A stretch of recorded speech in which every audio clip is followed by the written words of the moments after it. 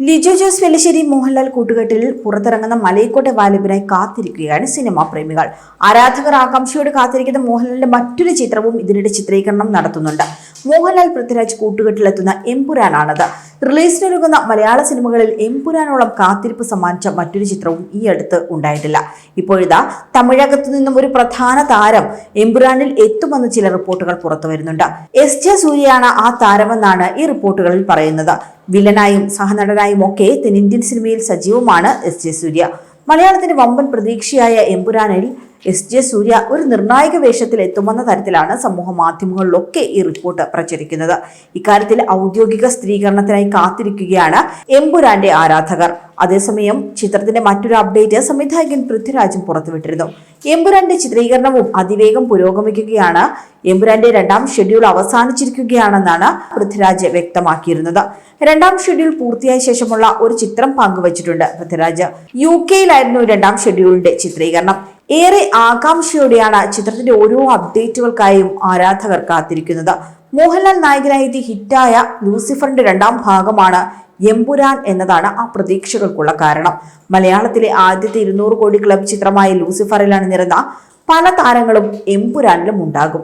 അതേസമയം എപ്പോഴായിരിക്കും എമ്പുരാന്റെ റിലീസ് എന്ന് വ്യക്തമാക്കിയിട്ടില്ല. വിലായത്ത് ബുദ്ധ എന്ന പുതിയ ചിത്രത്തിന്റെ ചിത്രീകരണത്തിനിടെ പൃഥ്വിരാജിന് പരിക്കേൽക്കുകയും ഒരു ശസ്ത്രക്രിയ നടത്തുകയും 3 മാസം വിശ്രമിക്കേണ്ടിയും വന്നിരുന്നു. എന്നാൽ ഈ പരിക്ക് പൂർണ്ണമായും ഭേദമായിട്ടില്ലെന്നാണ് പൃഥ്വിരാജ് അടുത്തിടെ വ്യക്തമാക്കിയിരുന്നത്. തനിക്ക് നിലവിൽ വലിയ ആക്ഷൻ രംഗങ്ങൾ ചെയ്യാൻ സാധിക്കില്ല എന്നും ലൂസിഫറിൽ സയ്യിദ് മസൂദ എത്തി പൃഥ്വിരാജ് പറഞ്ഞിരുന്നു. എമ്പുരാനിലും സയ്യിദ് മസൂദ എത്തുന്ന തനിക്ക് ആക്ഷൻ രംഗങ്ങൾ ചെയ്യണമെങ്കിൽ 2024 ജൂണോടുകൂടെ മാത്രമേ സാധിക്കുകയുള്ളൂ എന്നും അതിനാൽ താൻ ഉൾപ്പെടുന്ന അത്തരം ആക്ഷൻ രംഗങ്ങൾ അപ്പോൾ മാത്രമേ ചിത്രീകരിക്കുകയുള്ളൂ എന്നും പൃഥ്വിരാജ് മറ്റൊരു അഭിമുഖത്തിൽ വ്യക്തമാക്കിയിട്ടുണ്ട്.